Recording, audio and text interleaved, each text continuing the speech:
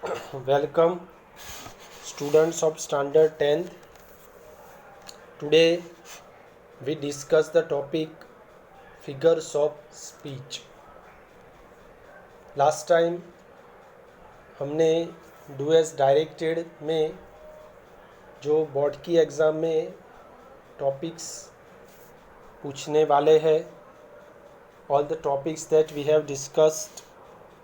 Now we come to another important topic of grammar, figure of speech. Figures of speech जो है वो generally poetry में कोई line और पोएट्री की जो सेंटेंस होती है, लाइन होती है, उसमें कौन सी फिगर ऑफ स्पीच का यूज़ किया है वो पूछते हैं. Today we discuss how many figures of speech are there, उसको किस तरह से यूज़ किया जाता है. गुजराती में जिसको हम अलंकार कहते हैं, in English it is called figures of speech. So first of all we discuss the definition of the figure of speech. What do you mean by figure of speech? A word or phrase used in a non-literal sense. ऐसे word या phrase को हम non literal sense में use करते हैं so that the speech or writing becomes more persuasive, vivid and relatable. जिसके कारण speech और राइटिंग जो है वो बहुत ही रिलेटेबल हो जाती है, डेकोरेटिव हो जाती है और उसको हमें पढ़ने में मज़ा आता है. Using a figure of speech in language likes is like sprinkling condiments over your blend food so that it taste better. मतलब फिगर ऑफ स्पीच का यूज़ इस तरह से हम करते हैं, जैसे लैंग्वेज में उसका यूज़ इस तरह से किया जाता है जैसे कोई ब्लेंड फूड हो, उसमें आप मसाला वगैरह स्प्रिंकल करके डालोगे तो उसका टेस्ट बेटर आएगा, आपको खाने में उसे टेस्टी लगेगा. So if we want to make our language tasty, if we want to make our language relatable, readable, enjoyable, then we use figure of speech. जैसे कोई फूड में मसाला डाल के उसको टेस्टी बनाते हो, वैसे फिगर ऑफ स्पीच जो है वो राइटिंग को, लैंग्वेज को टेस्टी बनाने का काम करती है. There are hundreds of figure of speech in English. They add on the language. Add on माने डेकोरेट द लैंग्वेज. बहुत सारी फिगर ऑफ स्पीच है वो लैंग्वेज को डेकोरेट करती है. They add colour and interest. वो कलर और इंटरेस्ट ऐड करती है. Awaken our imagination. हमारी इमेजिनेशन को अवेकन करती है. And cause a moment of excitement and it creates an excitement. वो एक्साइटमेंट क्रिएट करती है. तो figure of speech are used to add on the language. They add colour, they add interest, they awaken, they arouse our imagination and they create such an excitement. For example, अगर कोई simple sentence दिया हो, he ran fast, वो means झड़प से दौड़ा, तो वो सिंपल एग्जाम्पल है. लेकिन अगर हम उसको डेकोरेट करके लिखे तो उस पढ़ने में हमें बहुत मज़ा आता है. सपोज हम ऐसा लिखे कि he ran like the wind, तो वो उसमें डेकोरेटिव लैंग्वेज है कि वो विंड की तरह दौड़ने लगा. तो ये जो सेकंड लैंग्वेज है, सेकंड सेंटेंस है, वो फिगर ऑफ स्पीच का लाइक करके सिमिली का यहाँ पे यूज़ किया है.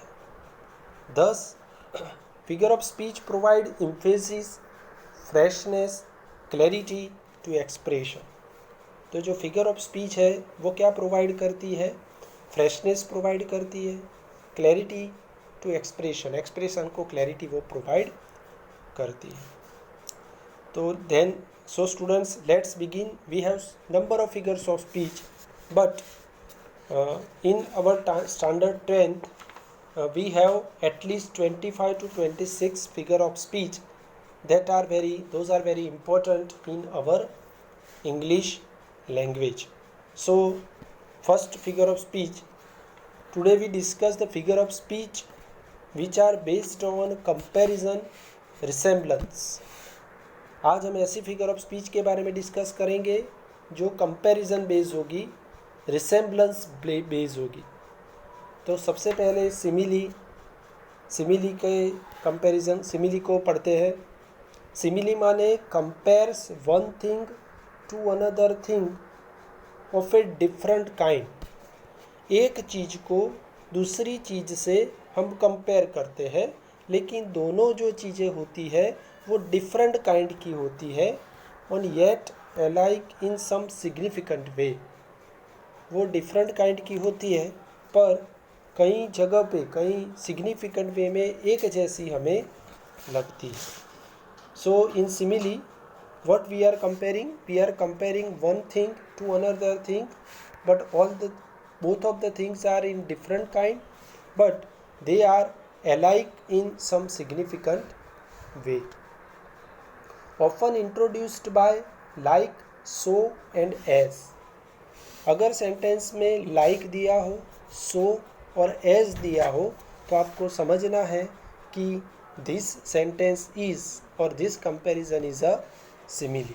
आपको याद रखना है कि अगर सेंटेंस में लाइक, सो और एज ऐसा दिया हो तो वो सिमिली का एग्जाम्पल हो सकता है. For example, the kid's bag was as heavy as a bag full of rocks. अगर किड्स की बैग है, छोटे बच्चे जो स्कूल बैग लेके जाते हैं, तो जैसे वो इतनी हैवी है जैसे कि उसमें रॉक्स से भरी ना हो. तो किड्स की बैग की वेट को रॉक्स की बैग के वेट के साथ कंपेयर किया है. आपको पता चलना चाहिए कि यहाँ पे किड्स की बैग एक थिंग को बैग फुल ऑफ रॉक के साथ कंपेयर किया है, और यहाँ पे एज का यूज़ किया है. इन सेंटेंस एज इज़ गिवन. अगर सेंटेंस में एज दिया हो तो आपको समझना है कि वो सिमिली है. यहाँ पे कंपैरिजन ऑन वेट पे कंपेयर किया है. अभी सिमिली में which is the common pattern used in simile. तो in simile common pattern like verb plus like a और नाउन, ऐसी कॉमन पैटर्न का यूज़ किया जाता है. ठीक है. तो लाइक और उसके आगे वर्ब होता है और फिर उसके पीछे नाउन का यूज़ किया जाता है. For example, the moon shown bright like a diamond in the night sky. Moon जो है वो नाइट स्काई में डायमंड की तरह चमक रहा था. तो मून की कंपैरिजन यहाँ पे डायमंड के साथ की गई है. यहाँ पे हमने आगे जो पैटर्न देखी थी उसके हिसाब से लाइक के आगे शोन अंडरलाइन की है, वो वर्ब है, और लाइक के पीछे नाउन डायमंड जो है वो नाउन है. वो उस पैटर्न को यहाँ पे फॉलो किया है. So the moon is compared with a diamond in such a quality of brightness. Therefore here in this sentence simile is used. और लाइक से पता चलता है कि in sentence like is given, so we can say that this one is a simile. Next one, he eats like a pig. वो pig की तरह खा रहा है. तो मतलब ये हुआ कि ही की कंपैरिजन पिग के साथ की है और लाइक खाने की कंपैरिजन की है, तो यहाँ पे लाइक का यूज़ किया है. Second format of the simile is, second pattern of the simile is as adjective as plus noun. कई बार इस पैटर्न को सिमिली में यूज़ किया जाता है.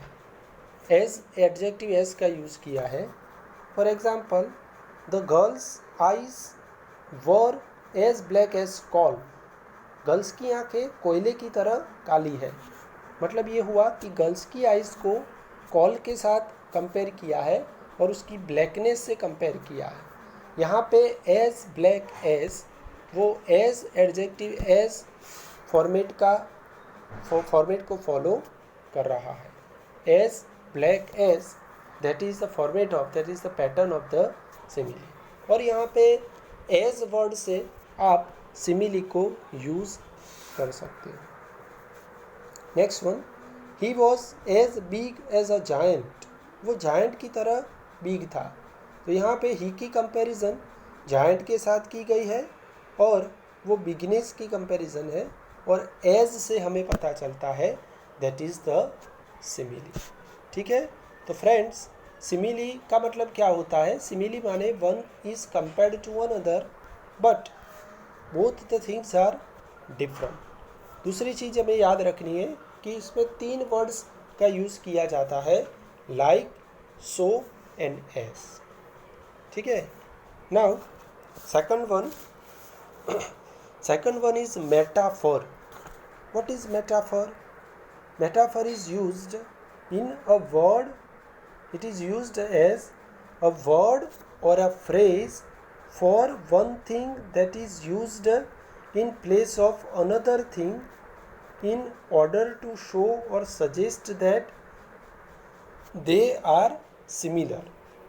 सिमिली और मेटाफर में बहुत ही कॉमन डिफरेंस है। एक वर्ड और फ्रेज का एक थिंग में की जगह दूसरी थिंग में यूज़ किया जाता है। वो ऐसा बताता है जैसे कि दोनों चीज़ें एक ही है, जैसे दोनों चीज़ें एक ही है, दोनों चीज़ें एक ही है, ऐसा करके उसको बताया जाता है। For example, in the battle he was a lion, battle में वो एक लायन था, तो ही को ही लायन बताया है, बैटल में ही को ही लायन बता दिया गया है, तो यहाँ पे मेटाफर का यूज़ किया है। वैसे तो ही और लायन, ही की कंपैरिजन लायन के साथ की है, लेकिन वन थिंग और वन मैन को ऐसा बताया है कि जैसे वही दोनों सेम ही है, therefore it is the metaphor.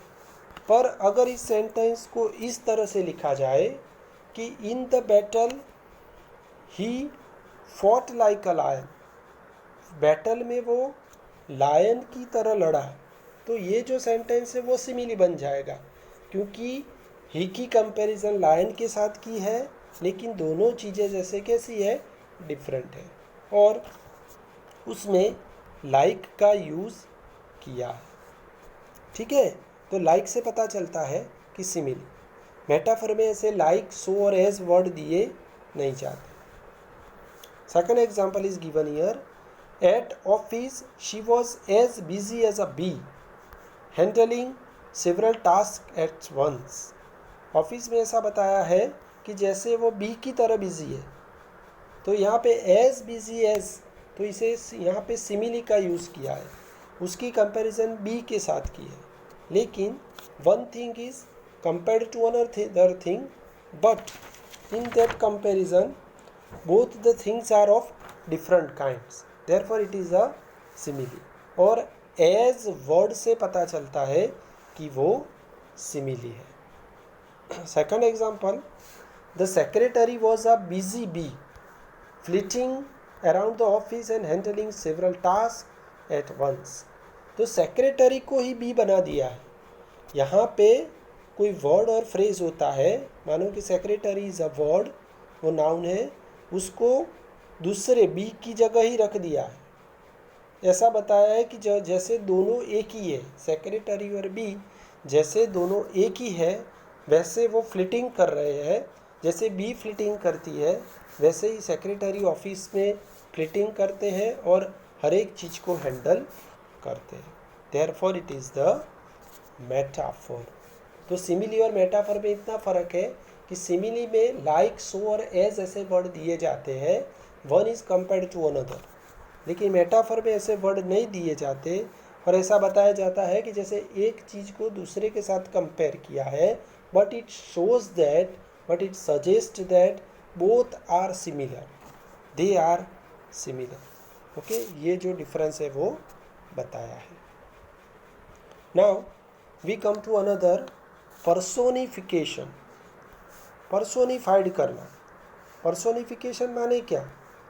तो the practice of representing an inanimate object और एन एब्स्ट्रैक्ट आइडिया। कई बार कोई इनएनिमेट ऑब्जेक्ट होता है, इनएनिमेट माने निर्जीव जो ऑब्जेक्ट होता है, और कोई एब्स्ट्रैक्ट आइडिया होता है as a person and endowing it with human trait. जैसे उसमें कोई ह्यूमन ट्रेट हो वैसे उसमें बताया हो। निर्जीव चीज़ में जैसे जान डाल दी हो, एब्स्ट्रैक्ट आइडिया में जैसे जान डाल दी हो, वैसे उसको बताया जाता है। मीन्स कोई निर्जीव चीज़ को ऐसे बताते हैं जैसे वो कोई लिविंग थिंग्स हो, ऐसे उसको डिस्क्राइब करते हैं। ह्यूमन ट्रेट्स हो ऐसे वो बताते हैं। That is called personification. For example, the sun stretched his golden arms greeted everyone with his kind smile. Sun ने जैसे अपने हाथ को फैलाए हैं। सन वैसे वो नॉन लिविंग थिंग है, इनएनिमेट ऑब्जेक्ट है, लेकिन जैसे कोई आदमी, कोई हम जो ह्यूमन बीइंग जैसे हाथ फैला के किसी को ग्रीट करते हैं, वैसे सन है, उसने अपने गोल्डन आर्म्स को फैला के हर एक को काइंडली ग्रीट करता है। तो here sun is an inanimate object, non living thing, लेकिन उसको ऐसे बताया है, उसमें ऐसे ह्यूमन ट्रेट्स एंडो करके बताया है जैसे वो कोई ह्यूमन है। तो जब भी कोई नॉन लिविंग थिंग को लिविंग थिंग की तरह डिस्क्राइब करते हैं तो उसे हम पर्सोनिफाइड किया जाता है, ऐसा कहते हैं। Next one, the trees were fluttering and dancing in the breeze. Trees जैसे पवन में, ब्रीज में फ्लटरिंग एंड डांसिंग कर रहा था। तो ट्रीज वैसे डांस नहीं करता, ह्यूमन बीइंग्स, बच्चे डांस करते हैं, लेकिन ट्रीज को ऐसा बताया है जैसे कि वो ब्रीज में क्या कर रहा था, फ्लटरिंग एंड डांसिंग कर रहा था। तो यहाँ भी trees is a non living thing, inanimate things, लेकिन उसको ऐसे बताया जाता है कि जैसे कि उसमें क्या है, ह्यूमन ट्रेट्स है। तो जब भी कोई इनएनिमेट ऑब्जेक्ट को लिविंग थिंग की तरह बताया जाता है तो उसे हम पर्सोनिफिकेशन कहते हैं। Fourth one, apostrophe. What is apostrophe? तो apostrophe means the addressing of a dead, absent person और यूजुअली पर्सोनिफाइड थिंग रिटोरिकली। जब भी आप कोई डेड पर्सन को, एब्स्ट्रैक्ट आइडिया को एड्रेस करते हो, बुलाते हो, पर्सोनिफाइड थिंग होती है यूजुअली, उसको जब आप एड्रेस करते हो तब उसे एपोस्ट्रोफी कहा जाता है। देखो, don't confuse between personification and apostrophe. Personification में कोई एड्रेस नहीं करते, लेकिन एपोस्ट्रोफी में कोई डेड पर्सन होता है, कोई पर्सोनिफाइड थिंग होती है, या तो कोई इनएनिमेट ऑब्जेक्ट होता है, उसको हम एड्रेसिंग करते हैं। फॉर एग्जांपल, जब आप नर्सरी राइम्स पढ़ते थे, छोटे थे, तब आपको एक राइम्स आती थी, twinkle twinkle little star how I wonder what you are. तो यहाँ पे स्टार जो होते हैं उसको एड्रेस करते हैं। Star is a personified thing, non living thing, उसको हम एड्रेसिंग करके कहते हैं कि twinkle twinkle little star how I wonder what you are. तो that is here the personified thing, star is addressing here, therefore in this sentence apostrophe is used. Second, O liberty, what things are done in thy name? O liberty, तुम्हारे नाम पे क्या क्या होता है। तो liberty is a non living thing, personified thing, liberty को address करके बोला है। लिबर्टी सुनने वाली नहीं है, लेकिन फिर भी जब हम एब्स्ट्रैक्ट आइडियाज़ और पर्सोनिफाइड थिंग को एड्रेस करके कुछ कहते हैं तो उसे हम क्या कहते हैं, apostrophe. That is the apostrophe is used here. Next one, metonymy, fifth figure of speech. What is metonymy? Metonymy माने, in metonymy an object is designed by the name of something। किसी ऑब्जेक्ट को दूसरे नाम से design करके बताया जाता है, दूसरे नाम से बुलाया जाता है। an object is designed by the name of something which is generally associated with, generally वही नाम से वो एसोसिएट होता है लेकिन उसको दूसरे नाम से बुलाया जाता है। For example the house, house एक ऑब्जेक्ट है, उसको किस नाम से एसोसिएट नाम से बुलाया जाता है? For the members of the Lok Sabha. House माने क्या? तो जो लोकसभा के मेंबर्स होते हैं उसको हम हाउस कह के बुलाया जाता है। सेकंड एग्जाम्पल, वो आप इजीली उसको समझ पाओगे। The pen is mightier than the sword. Pen माने क्या? तो pen is a symbol of written word. यहाँ पे पेन जो ऑब्जेक्ट है उसको किस नाम से बुलाया जाता है? जैसे हम कोई लिखते हैं, रिटर्न वर्ड लिखते हैं, तो लिखने वाली जो चीज़ है, जो लिखने वाले वर्ड्स है, उसको पेन नाम दे के बुलाया है। और sword is a symbol of military power. Sword माने क्या? तो जो मिलिट्री पावर का जो सिंबल है उसे स्वॉर्ड कहते हैं। ठीक है, तो यहाँ पे कई बार ऐसा होता है कि an object is designed by the name of something. Object जो होता है उसको दूसरे नाम से डिज़ाइन करके लिखा जाता है लेकिन जनरली वो उसके साथ ही एसोसिएट होता है। सब second example, for next example, crown. Crown माने क्या? क्राउन माने पावर ऑफ ए किंग और मोनार्क। जो किंग पावर होता है उसे हम क्राउन कहते हैं। The crown has granted amnesty to all prisoners charged with minor offence.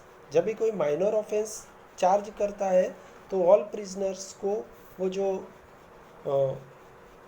एनेस्टी देने के लिए यूज़ किया जाता है तब उसे हम क्राउन कहते हैं। That is the power of the king. जो किंग पावर होता है उसे हम क्राउन कहते हैं। ओके, तो that is why it is called a metronome. Next figure of speech is synecdoche. What is synecdoche? तो in साइनेक्डॉकी a part is used to designate the whole और the whole is designate a part। साइनेक्डॉकी में क्या होता है कि part जो होता है, कोई पार्ट थिंग होती है, उसको होल थिंग बताने के लिए यूज़ किया जाता है। या तो कोई होल थिंग होती है उसको पार्ट में डिस्क्राइब किया जाता है। For example, part for whole, give us this day our daily bread. तो give us this day for our daily bread, तो उसका एक ही वर्ड हुआ, फूड। हमें डेली ब्रेड हमें दो, डेली ब्रेड दो माने क्या? दो, खाना दो।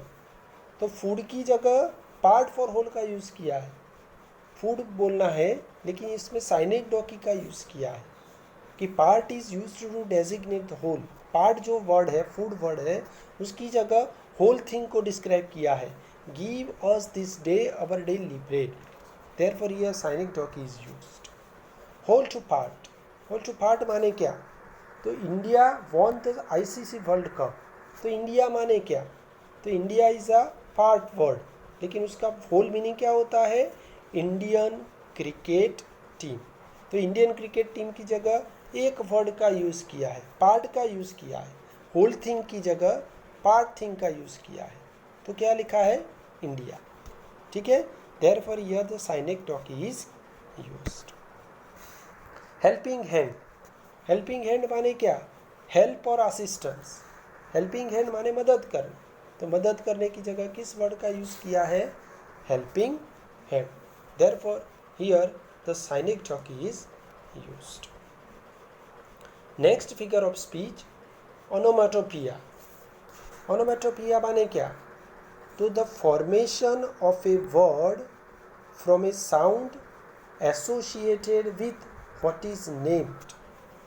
the formation of a word from a sound, जब भी कोई साउंड की बात की होती है जो नेम से एसोसिएट होता है, मीन्स साउंडिंग वर्ड। आपको साउंडिंग वर्ड याद रखना है। Okay, formation of a word लेकिन वो साउंड का की फॉर्म में यूज़ किया होता है। मानो कि डॉग्स जो होते हैं उसकी आवाज़ कैसी होती है? हुफिंग उसकी आवाज़ होती है। तो डॉग्स के वर्ड जो होता है, डॉग्स जो होता है उसको हुफ करके डिस्क्राइब किया जाता है, उसको साउंडिंग वर्ड में डिस्क्राइब किया जाता है। The HUF of A dogs, the HUF of the dogs. बीस क्या करते हैं? तो द बर्स ऑफ द बीस। तो बीस की जो साउंड होती है वो बीस, वो वर्ड है, वो नाम है, उससे एसोसिएट साउंड कौन सी है, बजिंग। ओके, बजिंग उसकी साउंड है। तो जब भी कोई साउंडिंग वर्ड होता है तो उसमें आपको मोनोमेटोपिया याद रखना है। यहाँ पे ब्रैकेट में लिखा है imitate the actual sound made by the buzzing HUF. The quack of the duck, तो डक की आवाज़ कैसी होती है, क्वैकिंग होती है, दैट इज द ओनोमेटोपिया।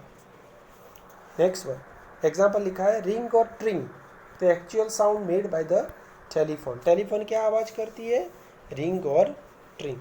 तो जब भी कोई नेम से साउंड वाला वर्ड जो एसोसिएट होता है तो उसे हम ओनोमेटोपिया कहते हैं।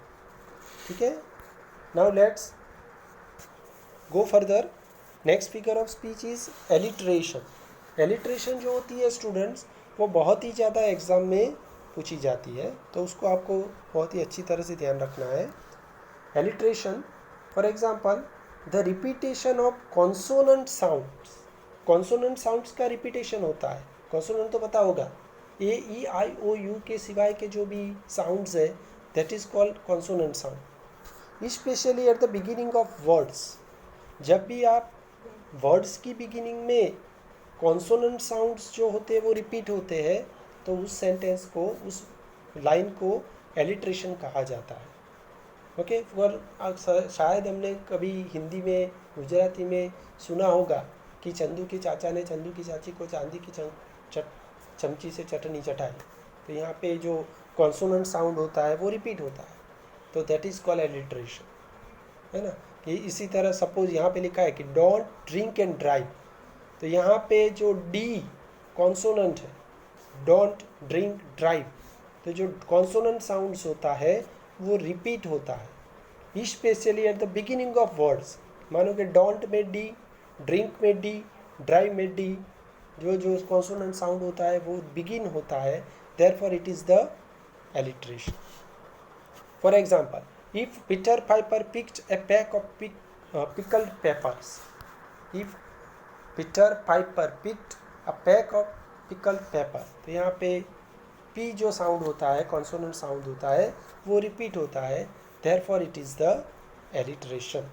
तो जब भी कोई कॉन्सोनेंट साउंड हर एक वर्ड के बिगिनिंग में रिपीट होता हो तो उसे हम एलिट्रेशन कहते हैं। But what is called assonance, तो the use of words that have the same और very similar vowel sound near one another. जब भी कोई वर्ड्स होते हैं वो नियर बाय वोवेल साउंड में रिपीट होते हैं। अगर कॉन्सोनेंट साउंड रिपीट होता हो तो उसे हम एलिट्रेशन कहते हैं, पर जो वोवेल साउंड रिपीट होता हो तो उसे हम क्या कहते हैं, एसोनेंस। लेकिन वो वर्ड्स एक दूसरे के नियर होने चाहिए। For example the fat cat had a snack. Fat cat had a snack, यहाँ पे vowel sound a is repeated in the words. यहाँ पे वोवेल साउंड जो है फैट में, कैट में और स्नैक में, हैड में, वो रिपीट होता है, therefore it is the assonance. Suppose एक फेमस पोएट है विलियम वर्ड्सवर्थ, उसकी पोएट्री है, उसकी लाइन्स है the woods are lovely dark and deep but I have promise to keep and miles to go before I sleep. तो here the lovely, dark, deep, keep, sleep, these are the vowel sound. These vowel sounds which are very near to each other, these vowel sounds are repeated in the sentences, therefore that is called assonance। तो इसे हम क्या कहते हैं, assonance कहते हैं।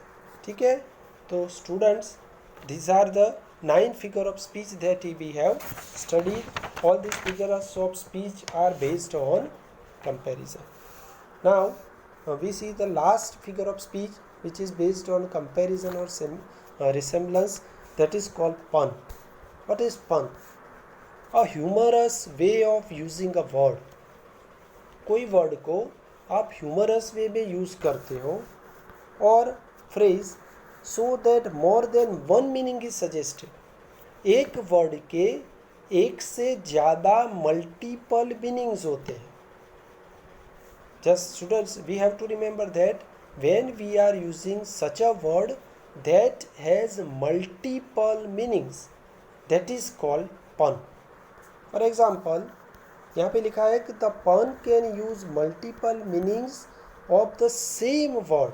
एक word के multiple meanings होते हैं और different meanings of similar sounding words, जिसे हम homophones कहते हैं, है ना. तो पन का मतलब क्या है कि सेम वर्ड के मल्टीपल मीनिंग्स होते हैं और साउंडिंग जो वर्ड्स होते हैं, सिमिलर साउंडिंग वर्ड्स होते हैं, उसके डिफरेंट मीनिंग्स होते हैं. For example, I was struggling to figure out how lightning works. मैं ये सोचने का प्रयत्न कर रहा था कि लाइटनिंग कैसे काम करती है. Then all of a sudden it struck मी.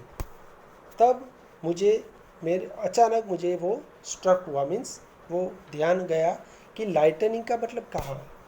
तो ब्रैकेट में लिखा है lightning came has a guy and second it has struck an idea upon him how lightning works. तो यहाँ पे लाइटनिंग जो होता है वो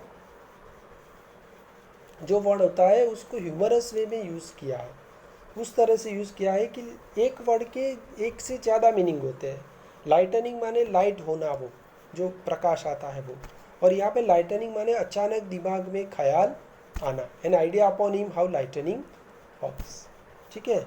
सेकंड है, for example, is life worth living, it depends upon the liver. देखो इसमें जल्दी ख्याल आ जाएगा कि लाइफ जो है क्या वो वर्थ लिविंग है, जीने के योग्य है. तो it depends upon the liver, वो लीवर पे डिपेंड होता है. लीवर का दो मीनिंग होता है, the person who lives the life. Liver माने क्या, तो जो लाइफ जीता है उसे लीवर कहते हैं. और दूसरा लीवर माने क्या, the part of the body, जो बॉडी पार्ट्स होता है उसे हम लीवर कहते हैं. तो पन माने humorous way of using a word. उस लीवर वर्ड का इस तरह से ह्यूमरस वे में यूज़ किया कि उसके एक से ज़्यादा मीनिंग होते हैं. एक मीनिंग जो होता है part of the body and the second meaning is the person who lives the life. ठीक है. तो this 10 figure of speech that we have discussed today, all these figure of speech are based on comparison or resemblance. ठीक है. Next in the next lecture we will discuss the remaining figure of speech. ठीक है. तो वो दूसरी figure of speech जो है वो नेक्स्ट लेक्चर में हम डिस्कस करेंगे.